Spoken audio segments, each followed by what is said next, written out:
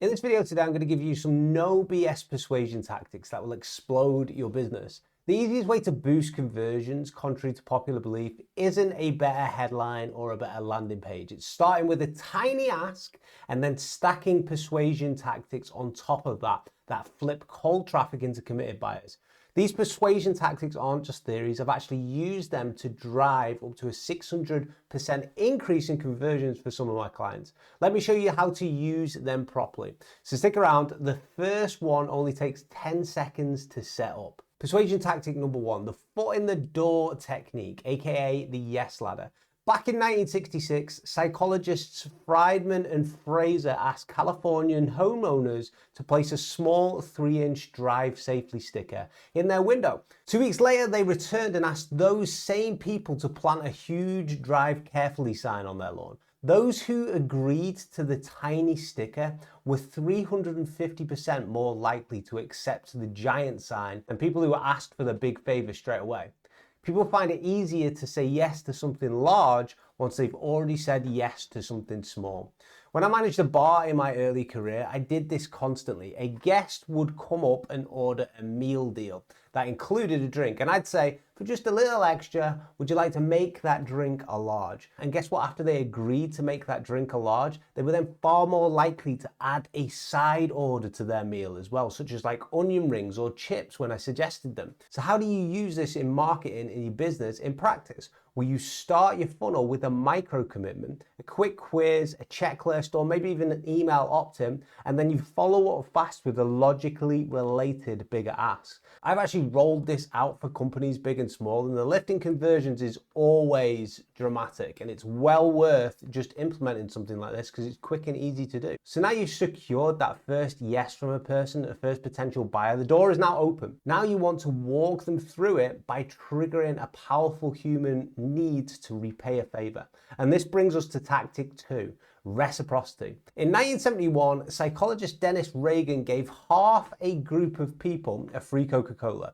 Later, he asked everyone in the room to buy raffle tickets. And what he noticed was those who received the Coke from him bought twice as many tickets, even if they didn't particularly like him. And that right there is called reciprocity. And the takeaway from this is people naturally feel obliged to return kindness once kindness has been given to them in some form of gift. A favor has been done for them. And I actually noticed this myself. I used to run a LinkedIn lead generation agency, and I saw the same effect.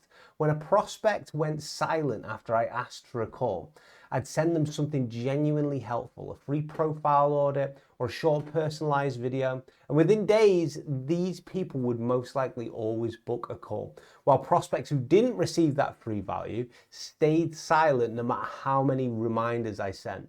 So how do you use this in your own business? You offer something valuable and tailored, an audit, maybe a template, a mini course, something which your clients will think is very valuable to them and will see as a favor. And then what you do afterwards is you follow up quickly with your main request. And this principle works on websites, it works in emails, and it works in DMs, and it's made me a lot of money for various different companies as well. So let's get back to the other persuasion tactics now. Now your prospect has said yes once to you, and they also now feel like they owe you a favor. The final element is to give them a powerful reason to actually act now. And that's where our third tactic comes into play. Scarcity converts that obligation of needing to return that favor to you into urgent action. So one of the first scarcity studies was done in 1975. Researchers Warchel and Adiwole asked people to taste identical chocolate chip cookies from 2 different jars. One full jar containing 10 cookies and one jar holding only 2 cookies. Tasters who were tasting both of the cookies consistently rated the cookies from the jar which only had 2 cookies in as tastier and more valuable, purely because the people who were tasting didn't know, but the cookies were actually the same in both jars. So I actually experienced this effect in one of my businesses. And I used to sell a software which would automate video pitches to various different companies. So organically, it sold really, really well. But when I started putting adverts to these actual, video pitches, they didn't really perform very well at all. They actually only just broke even. So I was really frustrated because I was thinking to myself, I've got a really good product here which sells very well organically, but when I've took it to adverts, it's not selling at all.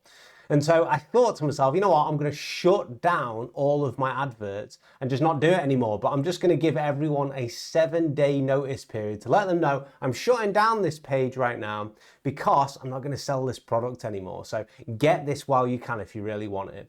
And something really funny happened when I put that message out there.